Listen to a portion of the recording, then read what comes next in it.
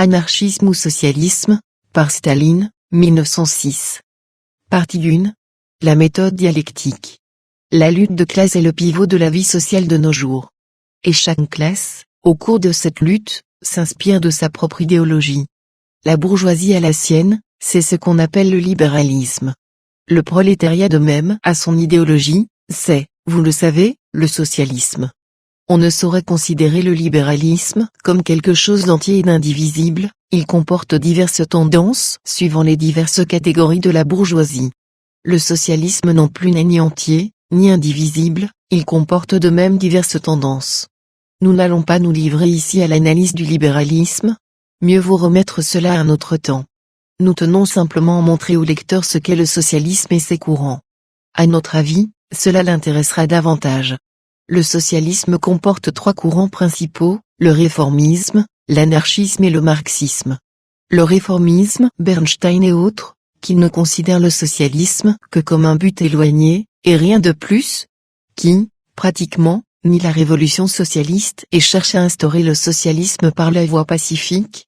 Le réformisme qui prêche non la lutte des classes, mais leur collaboration. Ce réformisme-là se désagrège de jour en jour. Il perd de jour en jour toutes les apparences de socialisme.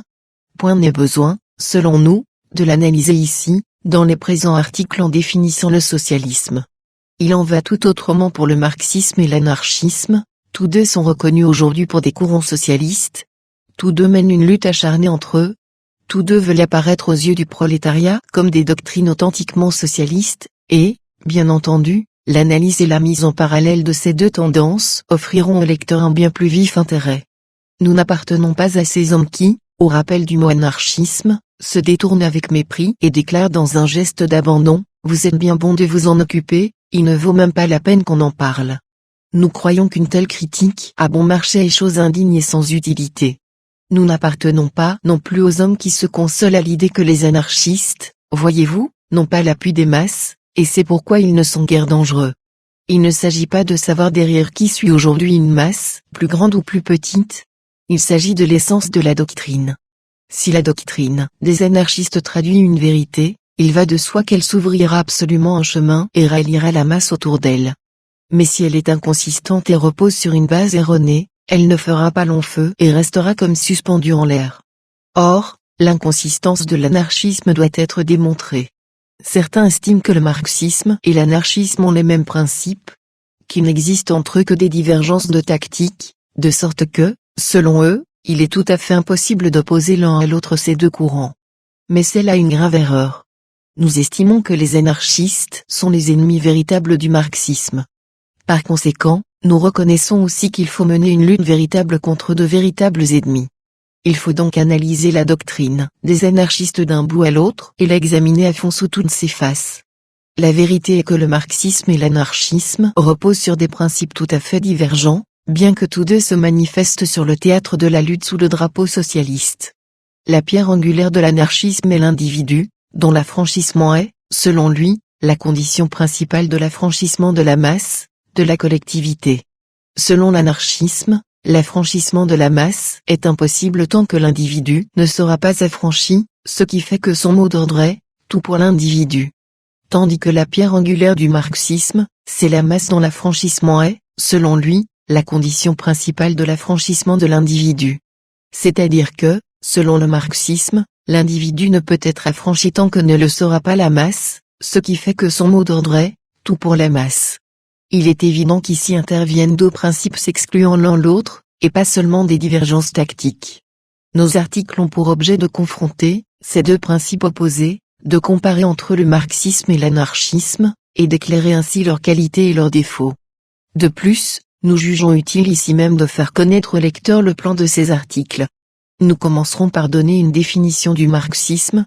Chemin faisant, nous rappellerons le point de vue des anarchistes sur le marxisme, et puis nous aborderons la critique de l'anarchisme proprement dit. Savoir, nous exposerons la méthode dialectique, le point de vue des anarchistes sur cette méthode et notre critique. La théorie matérialiste, le point de vue des anarchistes et notre critique. Nous parlerons ici même de la révolution socialiste, de la dictature socialiste, du programme minimum et, en général, de la tactique. La philosophie des anarchistes et notre critique, Le socialisme des anarchistes est notre critique, la tactique et l'organisation des anarchistes. Pour terminer, nous présenterons nos conclusions. Nous tâcherons de montrer que les anarchistes, en tant que prédicats du socialisme des petites communautés, ne sont pas des socialistes authentiques. Nous tâcherons également de montrer que les anarchistes, pour autant qu'ils nient la dictature du prolétariat, ne sont pas non plus des révolutionnaires authentiques. Ainsi, procédons. Méthode dialectique. Tout ce qui existe, n'existe, ne vit que par un mouvement quelconque. Il y a un mouvement continuel d'accroissement dans les forces productives, de destruction dans les rapports sociaux. Karl Marx. Le marxisme n'est pas seulement une théorie du socialisme, c'est une conception du monde achevé, un système philosophique d'où le socialisme prolétarien de Marx découle spontanément. Ce système philosophique porte le nom de matérialisme dialectique. Aussi bien, exposer le marxisme, c'est exposer le matérialisme dialectique.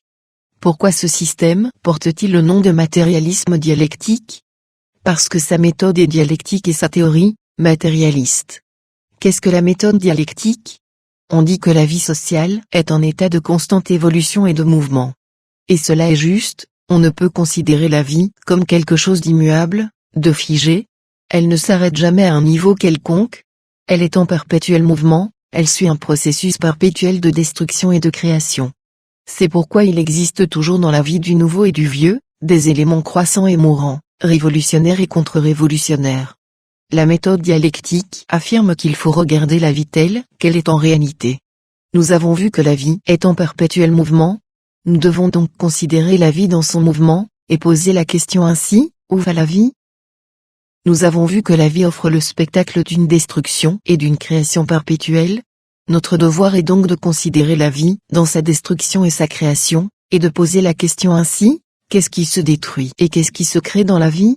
Ce qui naît dans la vie et grandit de jour en jour, est irrésistible, et l'on ne saurait en arrêter le progrès. C'est-à-dire que si, par exemple, le prolétariat naît dans la vie en tant que classe et grandit de jour en jour, si faible et peu nombreux qu'il soit aujourd'hui, il finira néanmoins par vaincre. Pourquoi? Parce qu'il grandit, se fortifie et marche de l'avant. Par contre, ce qui dans la vie vieillit et s'achemine vers la tombe, doit nécessairement subir la défaite, encore que ce soit aujourd'hui une force prodigieuse. C'est-à-dire que si, par exemple, la bourgeoisie voit le terrain se dérouler peu à peu sous ses pieds et marche chaque jour à reculons, si forte et nombreuse qu'elle soit aujourd'hui, elle finira néanmoins par essuyer la défaite. Pourquoi? Mais parce que, en tant que classe, elle se désagrège, faiblit, vieillit et devient un fardeau inutile dans la vie. D'où la thèse dialectique bien connue, tout ce qui existe réellement, c'est-à-dire tout ce qui grandit de jour en jour, est rationnel, et tout ce qui de jour en jour se désagrège, ne l'est point et, par conséquent, n'échapperait pas à la défaite. Exemple.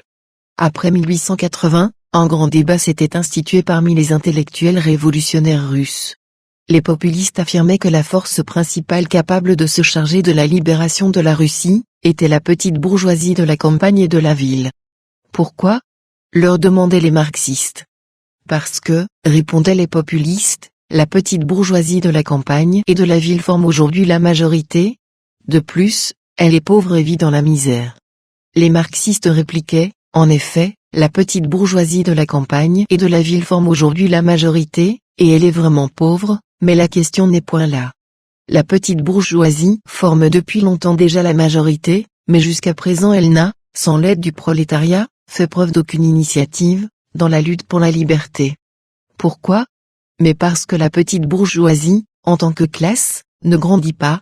Au contraire, de jour en jour elle se désagrège et se décompose en bourgeois et en prolétaires. D'autre part, bien entendu, la pauvreté, elle non plus, n'a pas ici une importance décisive, les gueux sont plus pauvres que la petite bourgeoisie, mais personne ne dira qu'ils peuvent se charger de la libération de la Russie. Comme on voit, il ne s'agit pas de savoir quelle classe aujourd'hui forme la majorité, ou quelle classe est plus pauvre, mais bien quelle classe se fortifie et quelle autre se désagrège. Et comme le prolétariat est la seule classe qui se développe et se fortifie sans cesse, qui pousse en avant la vie sociale et rallie autour de soi tous les éléments révolutionnaires, notre devoir est de le reconnaître pour la force principale du mouvement d'aujourd'hui, de rejoindre ses rangs et de faire nôtre ses tendances progressives. Ainsi répondaient les marxistes. Sans doute les marxistes regardaient-ils la vie dialectiquement, tandis que les populistes raisonnaient en métaphysiciens, car ils se représentaient la vie sociale comme étant figée, à un point mort. C'est ainsi que la méthode dialectique envisage le développement de la vie. Mais il y a mouvement et mouvement. Il y en eut un, dans la vie sociale, aux journées de décembre, quand le prolétariat, l'échine redressée, attaqua les dépôts d'armes et marcha à l'assaut de la réaction. Mais ce qu'il faut encore nommer mouvement social, c'est celui des années antérieures, quand le prolétariat, dans le cadre d'une évolution pacifique, se contentait de grèves isolées et de la création de petits syndicats. Il est clair que le mouvement affecte des formes diverses. Eh bien, la méthode dialectique affirme que le mouvement a une double forme, évolutionniste et révolutionnaire. Le mouvement est évolutionniste, quand les éléments progressifs continuent spontanément leur travail journalier et apportent dans le vieil ordre de choses de menus changements quantitatifs.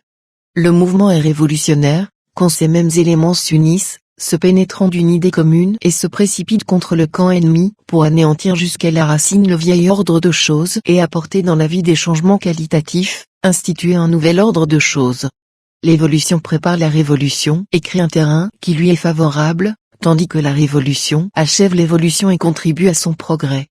Les mêmes processus s'opèrent dans la vie de la nature.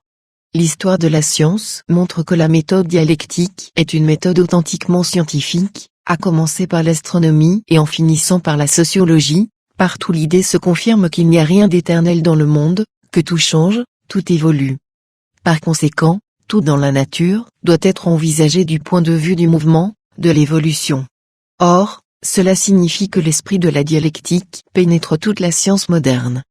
Pour ce qui est des formes du mouvement et aussi du fait que, selon la dialectique, les menus changements de quantité aboutissent en fin de compte à de grands changements de qualité, cette loi est tout aussi valable dans l'histoire de la nature.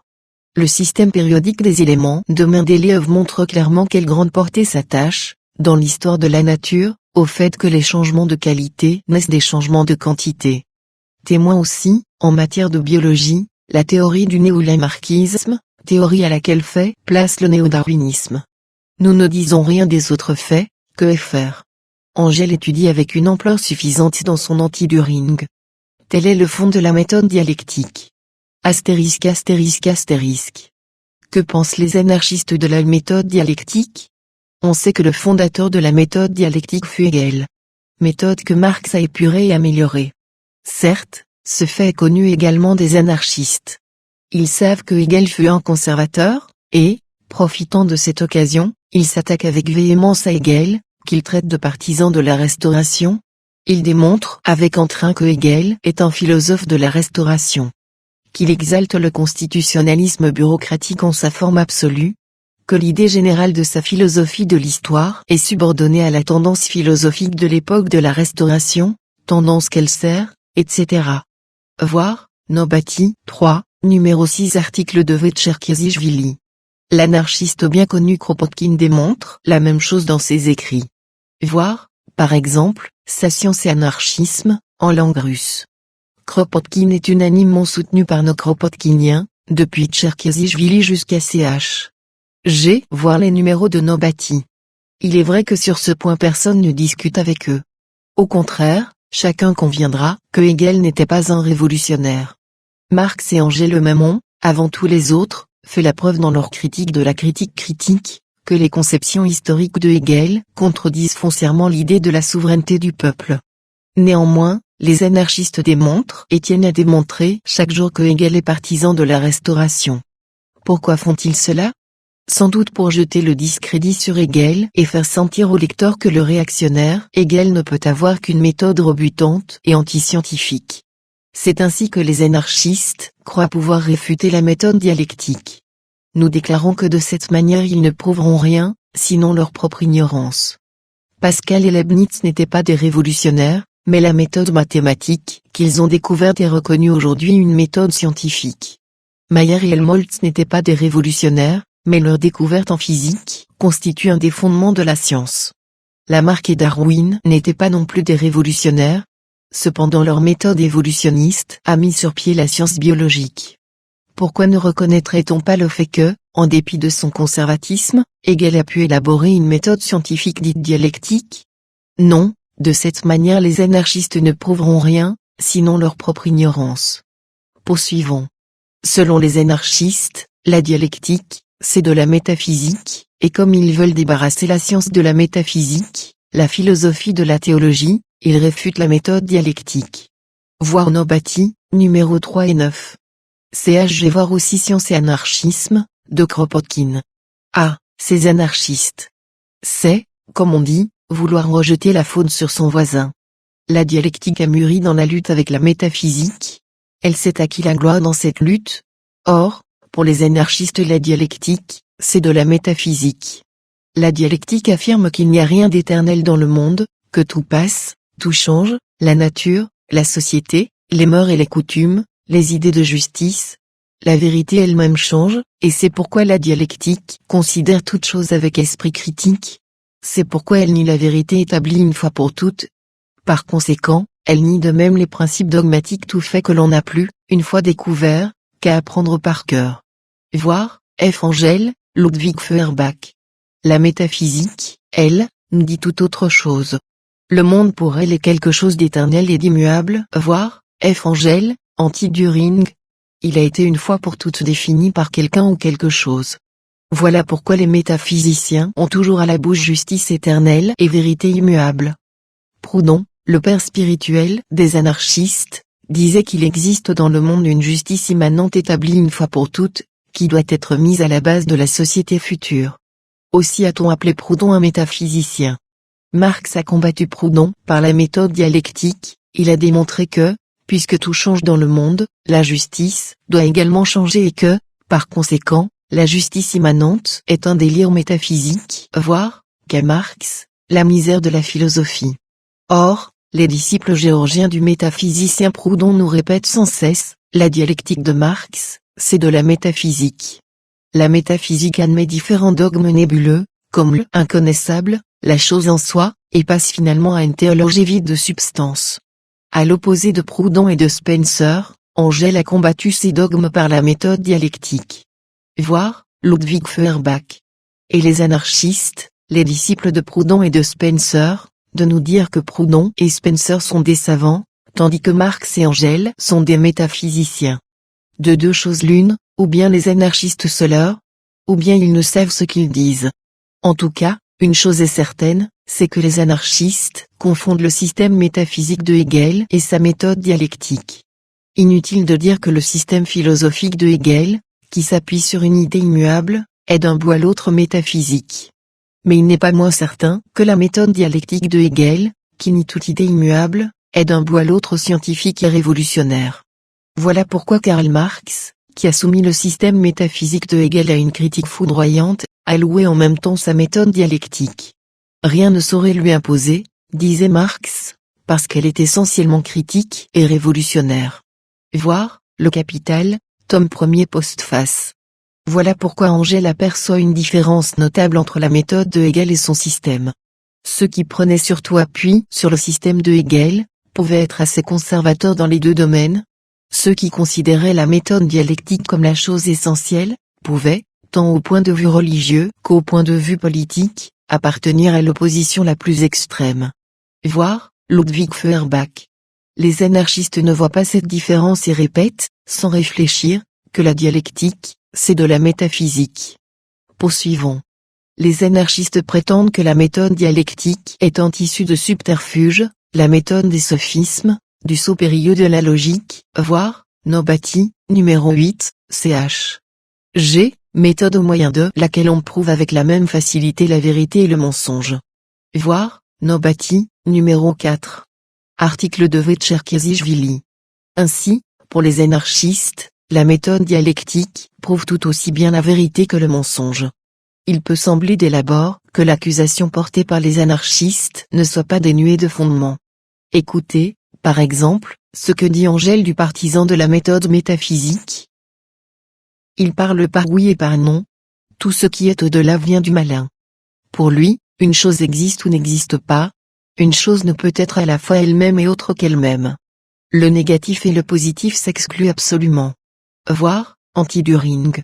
Introduction. Comment cela s'échauffent les anarchistes? Est-il possible qu'un seul et même objet soit à la fois bon et mauvais? C'est bien là un sophisme, un jeu de mots. car cela veut dire que vous voulez avec la même facilité prouver la vérité et le mensonge. Allons cependant au fond des choses. Nous demandons aujourd'hui la République démocratique. Pouvons-nous dire que la République démocratique soit bonne à tout égard ou bien à tout égard mauvaise? Non, nous ne le pouvons pas. Pourquoi? Parce que la République démocratique n'est bonne que d'un côté, c'est quand elle détruit le régime féodal. Par contre, elle est mauvaise d'un autre côté, c'est quand elle fortifie le régime bourgeois. Aussi bien disons-nous, pour autant que la République démocratique détruit le régime féodal, elle est bonne, et nous luttons pour elle. Mais pour autant qu'elle fortifie le régime bourgeois, elle est mauvaise, et nous luttons contre elle. Il s'ensuit qu'une seule et même République démocratique est à la fois bonne et mauvaise, en même temps oui et non. On peut en dire autant de la journée de 8 heures, laquelle est en même temps bonne, pour autant qu'elle renforce le prolétariat, et mauvaise, pour autant qu'elle fortifie le système de travail salarié. Ce sont ces faits qu'Engel avait en vue en caractérisant, dans les termes mentionnés plus haut, la méthode dialectique. Or les anarchistes n'ont pas compris, et l'idée parfaitement lumineuse leur a paru un sophisme nébuleux. Certes, les anarchistes sont libres de remarquer ou de ne pas remarquer ces faits. Ils peuvent même sur une rive sablonneuse ne pas remarquer le sable, c'est leur droit.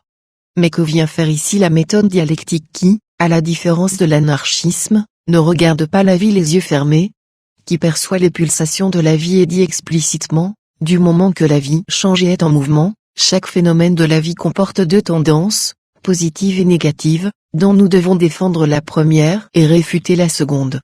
Poursuivons encore. Pour nos anarchistes, le développement dialectique est un développement catastrophique, par lequel d'abord se détruit complètement le passé, et puis c'est l'avenir qui s'affirme tout à fait à part. Les cataclysmes de Cuvier étaient engendrés par des causes inconnues. Les catastrophes de Marx et d'Engel, elles, sont engendrées par la dialectique. Voir, Nobati, numéro 8, ch. G. Ailleurs le même auteur écrit, le marxisme s'appuie sur le darwinisme et l'envisage sans esprit critique. Voir, Nobati, numéro 6. Remarquez-le bien. Cuvier nie l'évolution darwinienne, il n'admet que les cataclysmes. Or le cataclysme est une explosion inattendue, engendrée par des causes inconnues.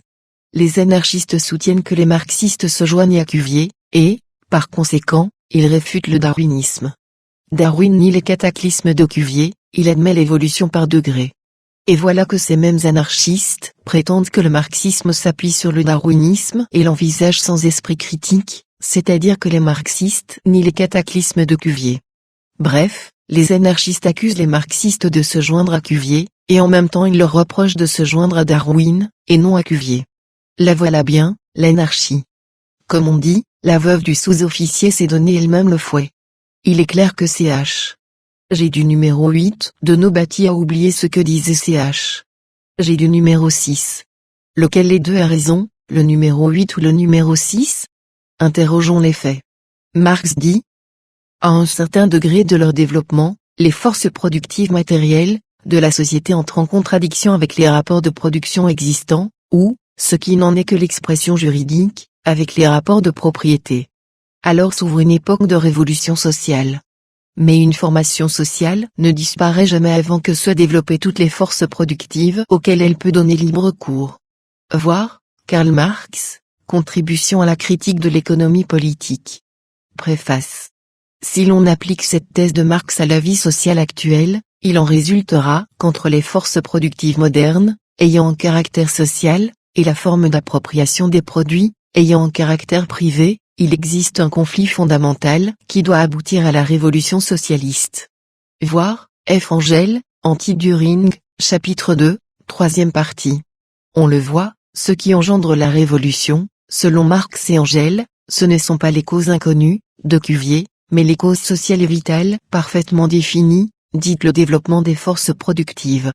On le voit, la révolution ne se produit, selon Marx et Engel, que lorsque les forces productives sont suffisamment mûres, et non d'une façon inattendue, comme le pensait Cuvier.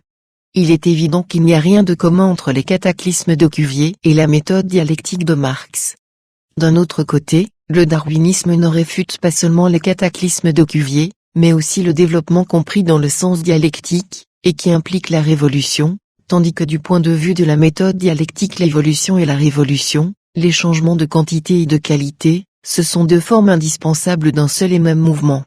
On ne saurait sans doute affirmer, d'autre part, que le marxisme traite sans esprit critique le darwinisme.